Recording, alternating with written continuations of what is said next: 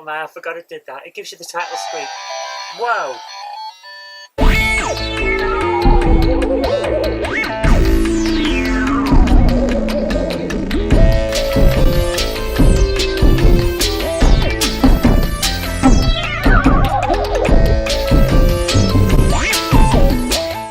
Ever wanted to control traffic in a busy metropolitan city? Of course you have, and Amsoft, with the help of Andromeda Software, gave you the chance back in 1985.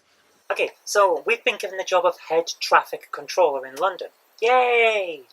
You must keep all the traffic flowing, allowing cars to pass across the screen, using the cursor to select which road junction you are controlling, or we won't be using the cursor because I don't really want to be faffing about with a little small cluster of buttons when I can use a joystick. But using the cursor to select which road junction you are controlling, press the fire button to change the lights. But beware, if the traffic jams get too long, you lose. Successfully control the traffic and you will graduate to a more difficult part of the city. Wow, that sounds fun. Let's get trying. At its heart, traffic is a simple puzzle game. You can't let the traffic build up at any junction for too long or the game will end because you've backed up all the traffic and failed at your job. Fair enough. But you also can't just keep switching all the traffic lights in sequence, because although that trick will work at first, traffic will quickly start to back up at the major junctions and you'll end up with huge blockages that end the game. So the key to this puzzle is to identify those major arteries on each map. Once you know where your main routes are, you can then see which lights need to change more frequently in order to keep traffic flowing smoothly. Then, it's just a case of switching the lights whenever it looks like traffic is starting to build up, et voila! You'll have a smoothly running road system in your part of the city.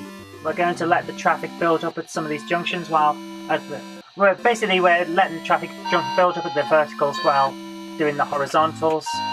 So let's move that around now. Traffic's building up again, so just basically keep going around and letting traffic flow properly as we go.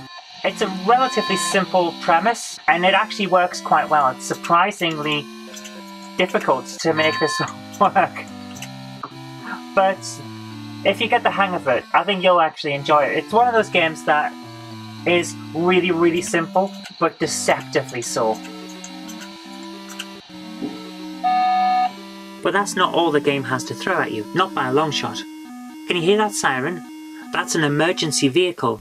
You need to make sure that the vehicle can get through to its destination without delay, even if that means messing up your carefully balanced system of traffic light changes. If the emergency services can't get through, that can also risk ending the game. So you need to keep your wits about you with this one, because those sirens come at random, and you can get more than one per map. Traffic is an early gem on the Amstrad CPC. I got my copy in a bundle from Dixon's back in 1985 when my parents first bought our CPC 464.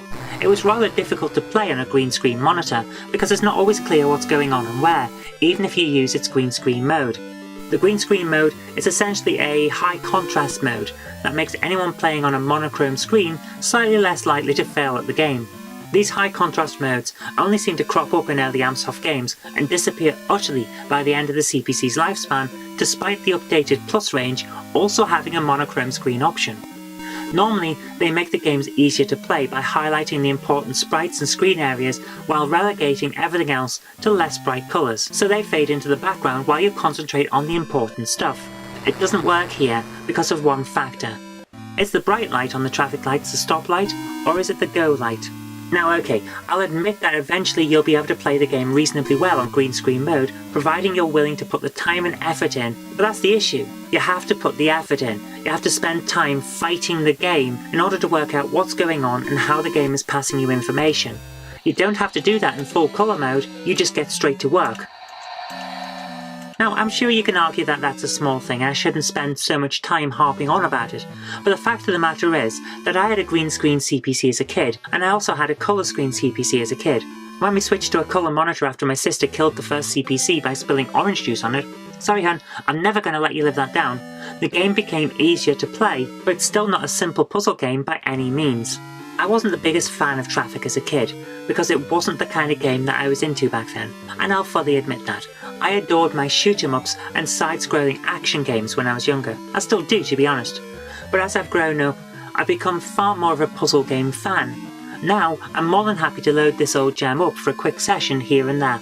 It's a lot of fun, and if you're into early puzzle games, I think you might find it quite a challenge, but also well worth giving a go.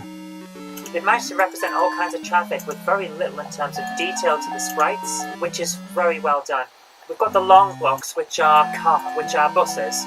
We've got the shorter blocks, which are cars, and then the very thin ones, which are motorbikes, which is a really good way of doing things. It's very simple, it gets everything on screen at once that you need to know, and as a result, it's a clean interface that gets you straight into the main core of the game.